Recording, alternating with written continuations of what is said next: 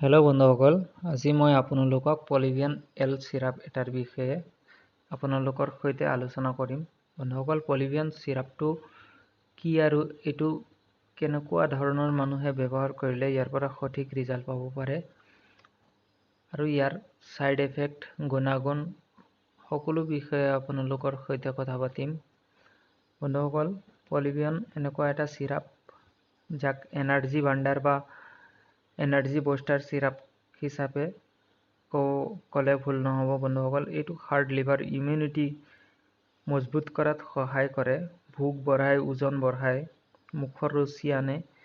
বন্ধুসকল, যিসকল মানুহৰ মূৰ ঘূৰণি বা হাত ভৰি জিনজিননি উঠে, শৰীৰ গোটেই দিন ভাগৰুৱা যেন লাগে, তেনেকুৱা ধৰণৰ মানুহে এই চিৰাপটো ব্যৱহাৰ কৰিব পাৰে।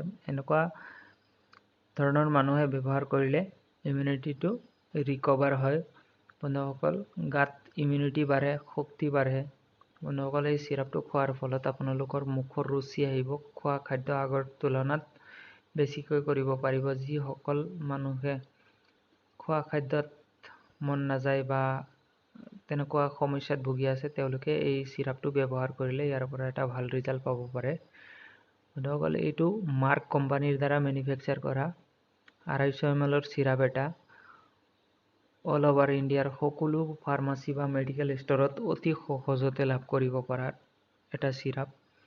বন্ধুসকল, এইটো ড'জটো হ'ল ডাঙৰ মানুহৰ কাৰণে 10 ml কৰি দিনে দুবাৰ আহাৰ খোৱাৰ পিছত সাধাৰণতে খাব লাগে। বন্ধুসকল, আপোনালোকৰ ড'জটো ডক্তৰে দিয়া গাইডলাইন বা পৰামৰ্শ মতেহে আপোনালোকে ব্যৱহাৰ কৰিব।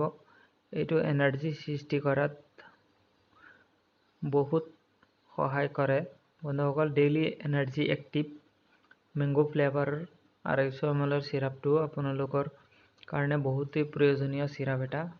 এইটো অভাৰড'জ লোৱাৰ ফলত হোৱা ছাইড এফেক্টসমূহ যেনেকুৱা পাতলা পায়খানা হ'ব পাৰে। এইটো হঠাৎ 2-এজন মানুহৰ ক্ষেত্ৰত তেনেকুৱা সমস্যা দেখিবলৈ পোৱা যায়।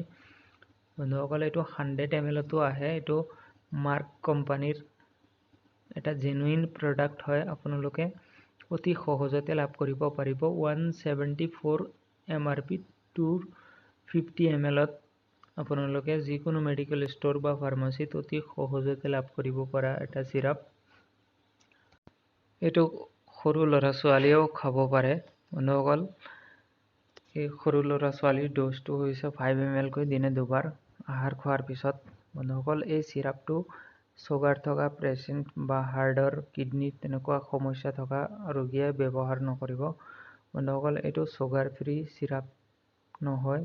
যিসকল চুগাৰৰ পেচেণ্ট আছে তেওঁলোকে এই চিৰাপটো ব্যৱহাৰ নকৰিব।